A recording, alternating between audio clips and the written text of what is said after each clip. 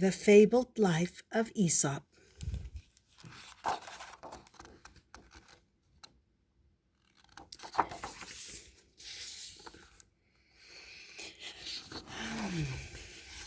One day, a slave was born. It was sometime around 2,500 years ago, and somewhere near Greece. No one knows for sure because the baby's parents were slaves too. No one recorded the history of slaves, so no one knows their names. The only thing we know is the name they gave their baby boy, Aesop. Aesop was taken from his parents and sent to work in the grape fields of Samos, a hot, dry island in the Mediterranean Sea. Growing up, Aesop learned to speak differently from people who were free. Slaves had to be careful what they said.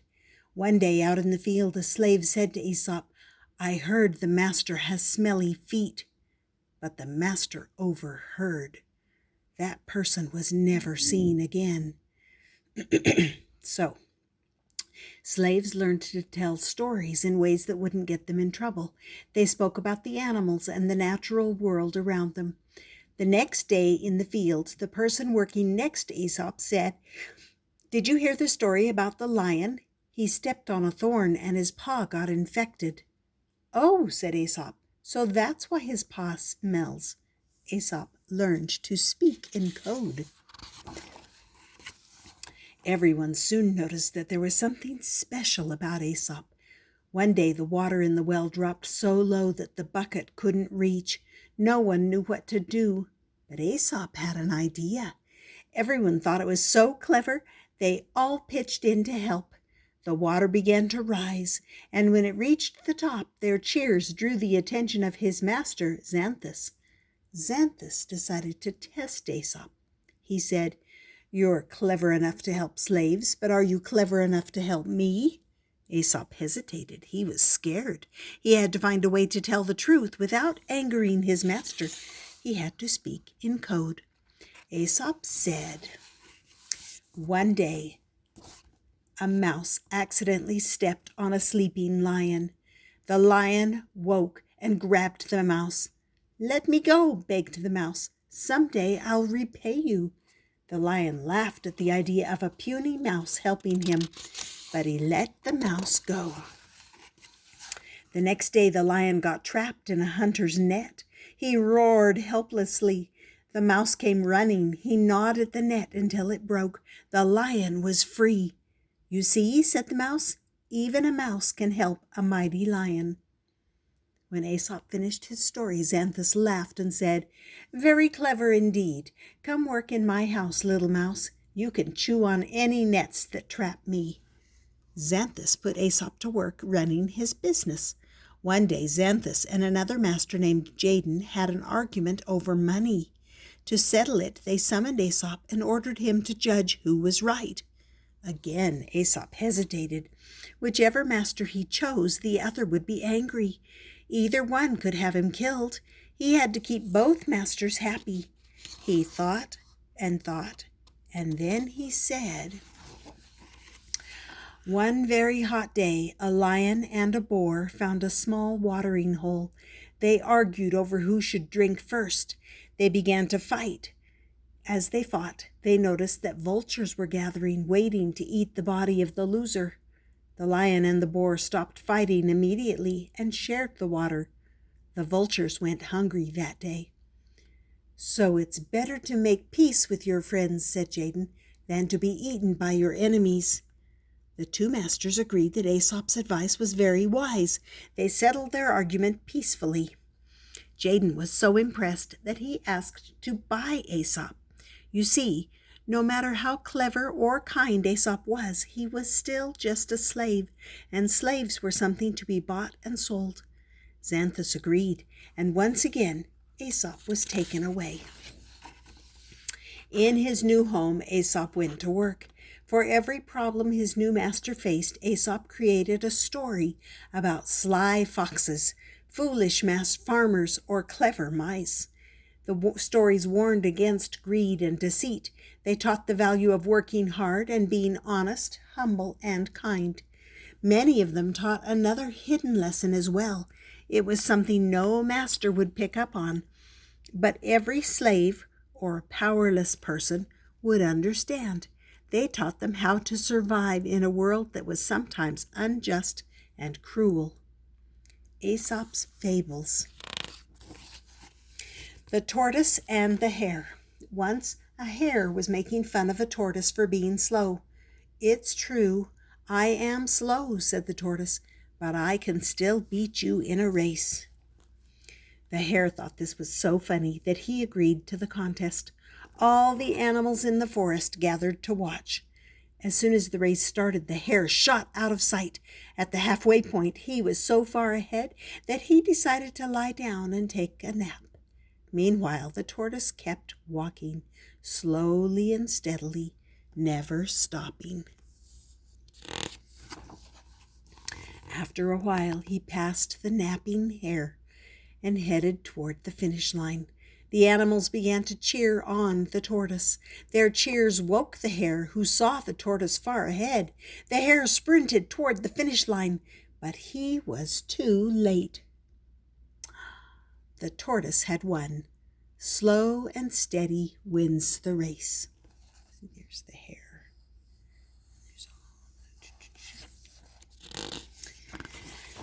The boy who cried wolf. A shepherd boy was tending his sheep in a field near a dark forest. It was boring work, so he decided to have some fun.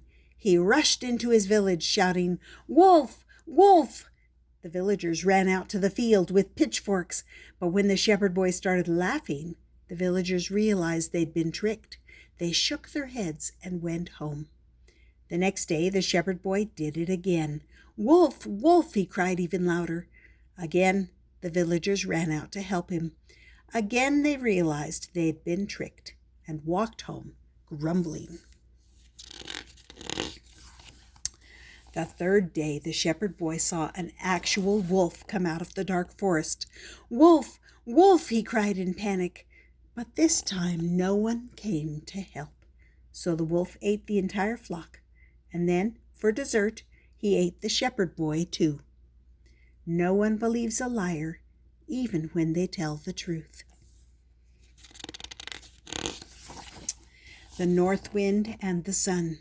The North Wind and the Sun were trying to decide who was more powerful. When they saw a traveler walking down the road, the Sun said, "Let's have a contest. Whoever can remove that man's coat is the strongest." "Well, that's easy," said the North Wind, and he began to blow. He tore at the man's coat with powerful icy blasts, but the traveler only wrapped his coat tighter around himself. The North Wind gave up, exhausted. "It's impossible," he said. Then it was the Sun's turn. She began to shine. The air turned lovely and warm. The traveler unbuttoned his coat. Soon the traveler decided to enjoy the sunny day, so he lay down in the shade of a tree and took off his coat. People respond better to kindness than to force. The Fox and the Grapes.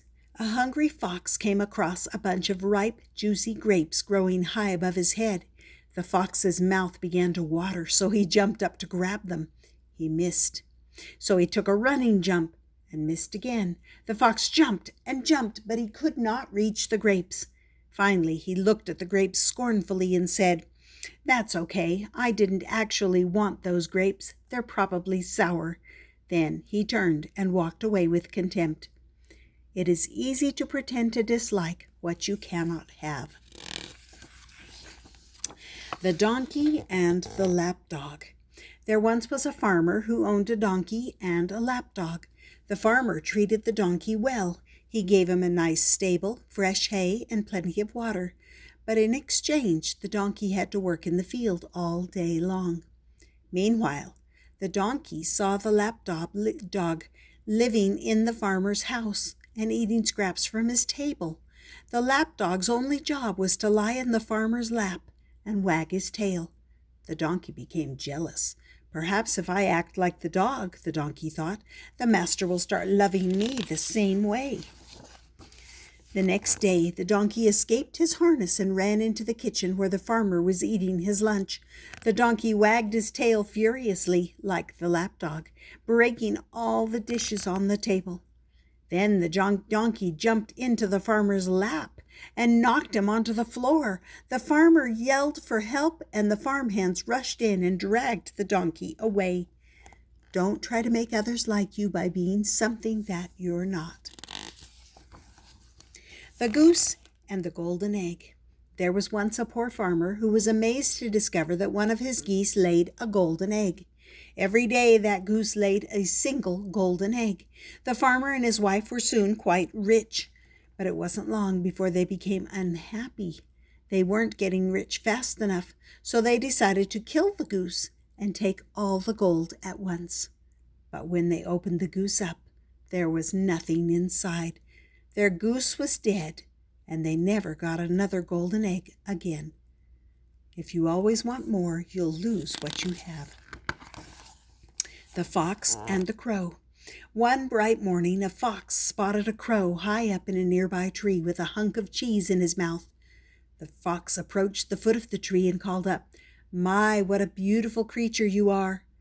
The crow looked down at the fox suspiciously and said nothing. The fox continued to flatter the crow. "I've never seen a creature as perfect as you. Your wings are splendid and your feathers positively gleam in the sun. I only wish I could hear your voice. If it's half as beautiful as the rest of you, I would declare you the queen of all birds."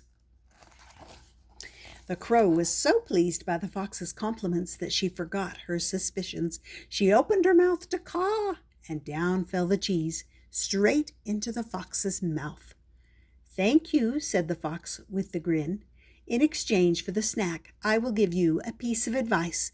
Never trust a flatterer." The Town Mouse and the Country Mouse. A town mouse once went to visit her cousin out in the country. The country mouse served her seeds, roots, and acorns, and cold creek water to drink. That night they went to sleep under a bush. The next day the town mouse said to her cousin, "You cannot possibly be happy living like this. Come to the city and you will see how much better life can be." So the country mouse followed her cousin to a large house in the city. They entered the dining room and saw the remnants of the owner's feast. The country mouse couldn't believe her eyes. There was cheese and meat and fruit and sweets, but just as she was about to take a bite, she heard a growling noise. "Uh-oh," said the town mouse. Massive dogs burst through the door. The two mice ran underneath a teacup just in time. They hid there, trembling and scared, until the dogs went away. Then the town mouse said, "We can go back out to eat. I think the coast is clear." But when she looked over, she saw that the country mouse had packed her bags and put on her coat. "Goodbye, cousin," said the country mouse. "It is better to live a simple life in peace than a luxurious life filled with fear." The Ant and the Grasshopper.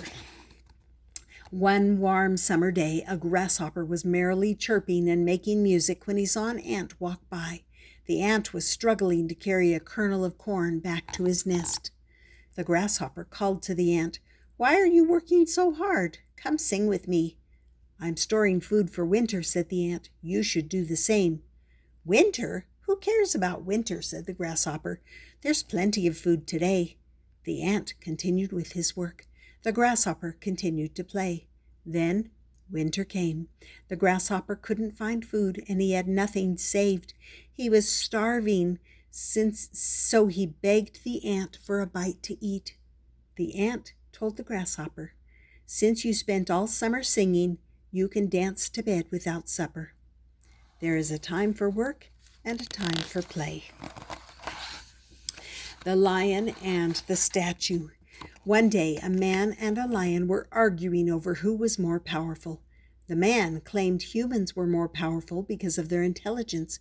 To prove his point, the man pointed to a nearby statue of a man defeating a lion in combat.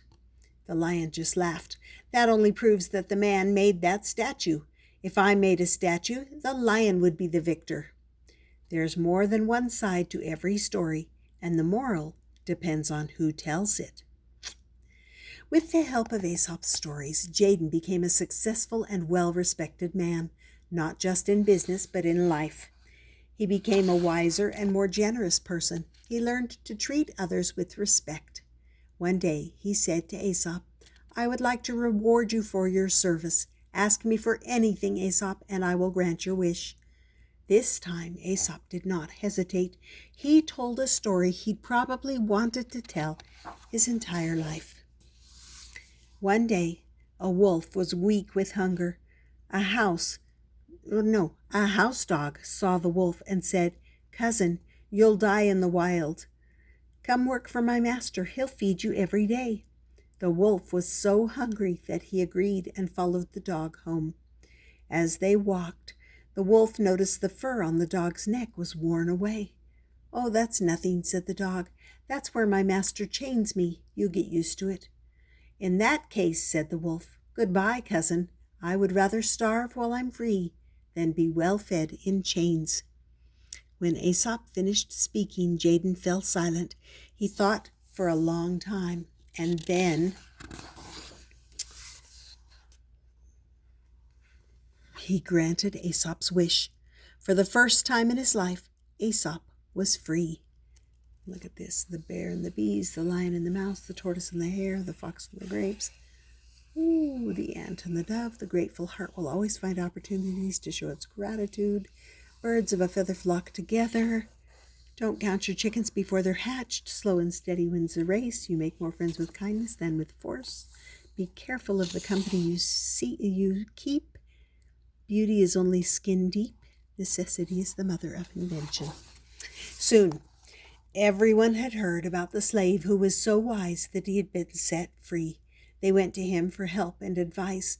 Aesop's stories were so memorable that they were told and retold in the streets. As the years went by, the masters grew old and passed away. Their wealth and lands were lost. Their names were forgotten. Aesop, too, eventually passed away, but his fame kept growing. His stories were repeated in homes and town squares for generations, for centuries, until one day someone gathered them together in a book and called them Aesop's Fables. It became one of the most popular books in history.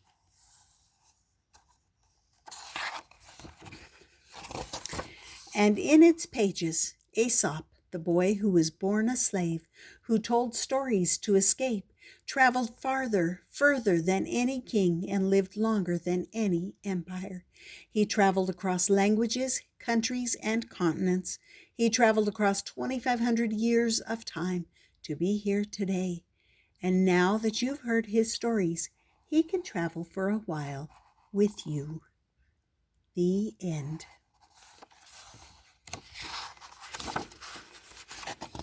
And here's an afterword that tells more about him. If you want to pause, you can read this. But I'm just going to leave it at that. We enjoyed the story. There's a few more pictures. And that was called The Fabled Life of Aesop. I hope you enjoyed that. I hope you subscribe and come back often. So many more good books to share with you.